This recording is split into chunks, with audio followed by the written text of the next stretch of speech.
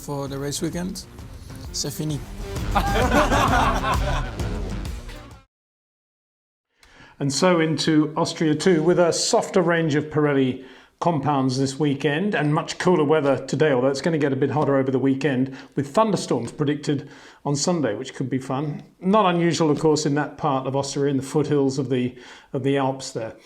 Anyway, looking at today, of course, the teams have had a week to think about the Grand Prix last weekend. If you're Max Verstappen and Red Bull Honda, you're thinking, well, more of that, please. Of course, they will be affected, like everybody else, by the new Pirelli compound range, which potentially could lead to more than just one two-stop strategy this weekend. Although, of course, on Sunday, if it rains, all bets are off anyway. So Red Bull thinking, well, if it ain't broke, don't fix it, better continue basically what we're doing. That's kind of what happened today. Both cars ran reliably, Max and Sergio. In the morning session particularly, it was quite cold, so we shouldn't read too much into what happened there in terms of lap times. But it was in the afternoon that there was some more revealing results. As I say, Red Bull basically staying where they are, with the variables changing around them, as variables do. It was a bit of a frantic session because all the teams were predicting a bit of rain in the middle of the session, so they were all trying to get as much running in as they could. Obviously get the soft tyre runs out of the way early on. The interesting thing there is that both Mercs were 1 and 2, Lewis Hamilton and Valtteri Bottas, 4.5, 4.7, so both of them had good grip and balance. And on those laps, their top speeds, this is the big deal, of course, top speed difference between Mercedes and Red Bull Honda at the moment. Lewis is 309 on his quickest lap, Valtteri 310 kilometers an hour, that is. And Max, as I say, had a bit of a scrappy lap, 4.7, 311. So on that basis, you'd have to say Mercedes have taken some downforce out of the car or done something to make the car a little bit quicker in a straight line. As I've been saying for the last, I've been banging on for the last 4 or 5 videos. For me, this isn't necessarily a power unit thing. This is the way that Red Bull car has evolved. And with the current 2021 regulations, the high-rake Adrian Newey car, they're actually able to get much more out of the overall package, a more efficient downforce package, as I've been saying. There was, speaking of Adrian Newey, there was a moment which I think would have caused him to smile this morning when the 2 Red Bulls, Max and Sergio, and then the 2 AlphaTauris, Pierre Gasly and Yuki Tsunoda, it was quite early on, were running 1, 2, 3, 4 in the times. And I'm not saying here, of course, that Adrian Newey has any design impact on the AlphaTauri car per se. They have their own team of very, very good engineers and designers. But what I am saying is that the chances of AlphaTauri last year, year before, this year, going to some sort of relatively low-rake setup like Mercedes and Aston Martin would never happen, because it's all part of the Adrian Newey ethos. And yeah, it's a separate car, it's a separate team, but basically the philosophy is the same. So as I say, at that moment, I think Adrian would have smiled. It didn't stay that way, of course. And indeed, the 2 Ferraris were actually quite quick this morning. Speaking of that, I don't want to sort of confuse things too much, but last weekend we saw the Ferraris incredibly slow in a straight line, and the 2 McLaren-Mercedes ridiculously quick in a straight line. Well, no surprise, kind of as predicted last week in the videos, no surprise that now the Ferrari is considerably quicker in a straight line. And so they've been looking at the data and they're logical things that the teams have been working on, as we kind of knew they would. But it was in FP2, the second session, that everything came alive, because as I say, they're predicting some rain and thunderstorms they're predicting on Sunday, as they do in Austria. Never forget the thunderstorm there that I had to fly through out of the mountains in 75. Don't even want to talk about it. Anyway, there was a cameo when they were all out. In fact, it was incredible because the 2 Mercs and the 2 Red Bulls were both on mediums, as they probably will be starting the race on Sunday, qualifying in Q2 on the medium tyre. And everybody else, just about everybody else, not everyone, was on the soft tyre when it did start to rain a little bit and the track got a little bit greasy. It wasn't enough for anybody to stop. It wasn't enough for any sort of spray to come off the tyres, but it was enough just to make things difficult. And there was a moment when Max said, should we stay out here? And I think it was Christian Horner got on the radio very correctly and said, yeah, Max, these could be the conditions in which you're racing on Sunday. So I suggest that as long as you're comfortable with it, you stay out. You might learn a little bit about the way the track's changing or how it reacts to this amount of rain. So in that little moment, which only lasted for about 6 minutes, 7 minutes, let's say. It was interesting to see what lap times everybody was doing. They were kind of in the middle of long runs anyway, so there were heavy fuel loads on board. But in that wettish session, as I could see it, and I was sort of making notes as it went along, because they don't actually declassify practice results according to the weather conditions. But in that little cameo section, which could be a good pointer to the race, interesting to see that Lewis Hamilton did a 10.1 when the rain started to come a little bit harder, and then went off at turn 3. Quite dramatic. Didn't go off. He just sort of ran wide onto the gravel trap and then rejoined. So he was obviously kind of on the limit, but equally, maybe he doesn't have a massive amount of feel from this car in those conditions. So he did a 10.1. Charles Leclerc was really good, 10.1. And then, guess who was third quickest in that little cameo period?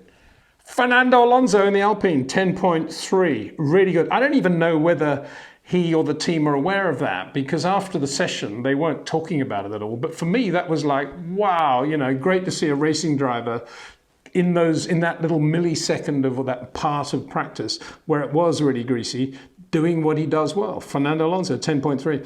Max did a 10.5, and you would think, I totally go along with this. If you're Max Verstappen leading the championship as he is, you're not going to take a massive amount of risk just when the track gets a little bit greasy, are you? So you're 10.5, very quick lap anyway.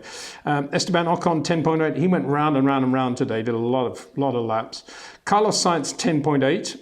against Charles 10.1, but that's okay. Sergio Perez 11.0 against Max's 10.5. Valtteri 11.2 to Lewis's 10.1. About right, I guess. Lando Norris 11.4. Pierre Gasly 12.3. Sebastian Vettel 12.8.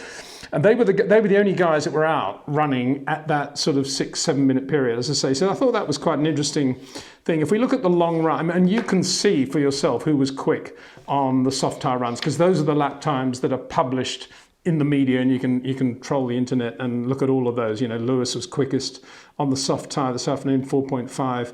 Top speed 309, as I say. Valtteri 4.7. Top speed 310. Max 4.7, also 311. So very similar top speeds, as I said earlier. And then Lance Stroll and Sebastian Vettel, they seem to have taken downforce out of the car because they were ridiculously quick today, 316 kilometers an hour, both of them. And as a reminder, Max 311 and Lewis with the same engine 309, but the two Aston Martins 316. So that's where they're going with their setup at the moment. And then Yuki Tsunoda, Pierre Gasly, and Fernando Alonso complaining like crazy about Kimi Raikkonen in traffic, saying, doesn't he ever look in his mirrors? Mirrors, I think he said, yeah. He said it beautifully. And Lando sort of midfield as well on the soft tyre. But then they went into the long runs, and there were a variety of tyres. And there was also in play the Pirelli test tyre, which was being used on this Friday in Austria, in the second Austrian race, which is the tyre that is going to be a race tyre, as I understand it, at Silverstone. And it looked to be really quick and a pretty good tyre in terms of degradation as well. So long run times, because I think that's what this Friday video is really all about. It's trying to see, apart from all those soft tyre lap times that you can get out there on the internet, this is what they were doing when they put fuel in the car and they were trying to get a long run out of the tyres, see where they're going with tyres, see where they're going with the balance of the car. So and I think this is probably the most significant aspect of any Friday. So I'm looking down at my list, obviously, as we speak. So the quickest during the long runs, and they all did a lot of laps, was Max Verstappen, 9.0. 290 kilometers an hour on the straight when he did that lap. Lewis Hamilton, 9.1. 289 kilometers, only 1 kilometer an hour difference in top speed between the Mercedes and the Red Bull Honda on the Friday with a fuel load, and on the soft tyre only 1 kilometer as well. So I don't think there'll be a lot of talk about the top speed of the Red Bull Honda this weekend from the Mercedes standpoint anyway. So very close. Lewis said after practice somebody said, oh, wow, you're now quicker than the Red Bulls on the soft tyre. How do you account for this massive change, Lewis? And he said, well, he was confused a bit, like, yeah, okay, I don't think it means much, the soft tyre run. And I think on the long run, Red Bull is still really quick. And he was right, but they're not that much quicker. I mean, Lewis did a very good run. And then I got to say, George Russell was really good again today, and Sebastian Vettel. Both ran the test tyre quite a lot this afternoon. And George did a 9.2 on the test tyre and Sebastian a 9.3. So it is a good tyre, that one, but kind of put those to one side. I don't really want to because it's a very good lap time. A 9.2 is a 9.2, whether you're George Russell in a Williams or not. Anyway, Sergio Perez did a 9.3. Backing up Max's 9.0. And these are all that was the quickest time out of those long runs that they were doing. Pierre Gasly, 9.4, looking pretty good. Of course, he didn't run on the first session on Friday, and he didn't do the Grand Prix either. So he's actually got quite a lot of makeup time going on, but quite high deg on the AlphaTauri in terms of the lap times going away. So that'll be their Achilles heel. A little bit like McLaren in the last race, when on heavy fuel, we saw how Lando was just eating through his tyres so quickly early in the race. So Pierre was kind of fourth quickest, 9.4. Then Carlos Sainz and Charles Leclerc, continuing to be pretty impressive in the Ferraris. Both did 9.5. 297 kilometers an hour on the straight, which is quick. I mean, obviously the speeds this weekend, top speeds, very difficult to relate to the top speeds last weekend with all the changes going on. And we'll have a much better picture tomorrow after FP3 when they hopefully run long runs again, as to where everybody really is on top speed. But it looks to me like Ferrari have really closed the gap there. And on the same runs, on the same day, in the same conditions, they're now quicker in a straight line, considerably so, than Mercedes, for example. So the two Ferraris, 9.5. Daniel Ricciardo, 9.6, actually quicker than Lando on this occasion. But again, having to get a spoonful of help from his engineer. I mean, this one was about turn 7, which I think is the left-hander before the sort of S-bend that leads down the hill towards the end of the lap. And it was Daniel, can you try to get on the power sooner, which either means not going in quite as quickly or I don't know what it was. I mean, to me, as I said before, there are so many dynamic variables. If Daniel isn't feeling that sort of thing himself, I don't understand how an engineer can say to him, get on the power sooner, because he should be feeling that anyway. He should be getting the power on whenever the power needs to be applied. I mean, I remember, and I speak, and people you may well say, who is Peter Windsor to be saying all this? Well, all I am is an observer who's been watching great racing drivers in great cars for the last, 40, I hate to say it, probably 50 years. And I've been talking to a lot of them, and I've learned a lot, particularly from Ayrton Senna, Nigel Mansell, and Carlos Reutemann. And I remember asking Ayrton, when he was in Formula 3, why he did so much blipping of the throttle, why he had such soft throttle return springs, and why he was doing that mid-corner. And he said, because, Peter, the key to everything is the moment when you know you can get on the power, and I need to feel that. I can't do it other than with my right foot just doing this. I need to be feeling it all the time. So in the context of that, I find it totally bizarre that, I find it totally logical that an engineer would say, well, Lando's getting on the power sooner, I better tell Daniel to do the same. But I find it incredible that Daniel would be able then to say, oh yeah, I'll get on the power sooner, that's a good idea. As if he isn't trying to get on the power when he should be anyway. Anyway, it's kind of a bit of a rant. I think I'm going to do a video soon about why Max Verstappen is so quick, even though he generally seems to be the earliest breaker in Formula One, which I give him massive credit for. I think I'll do that. I've got to think about how we're going to do that with some graphics and how we're going to actually explain how that works. But I think it's a valid point. And I think it's, when I think about engineers talking to Daniel like this, I just think, what are they? Are they digital robots now that you just press a button and they respond? I mean, it's bizarre. Anyway, but Daniel, for all of that, maybe he did do that. Maybe he did respond. 9.6, 296 kilometers an hour in a straight line. Not as quick as last weekend, but P7, I got him on the long runs, quicker than Lando. Kimi Raikkonen did a 9.7.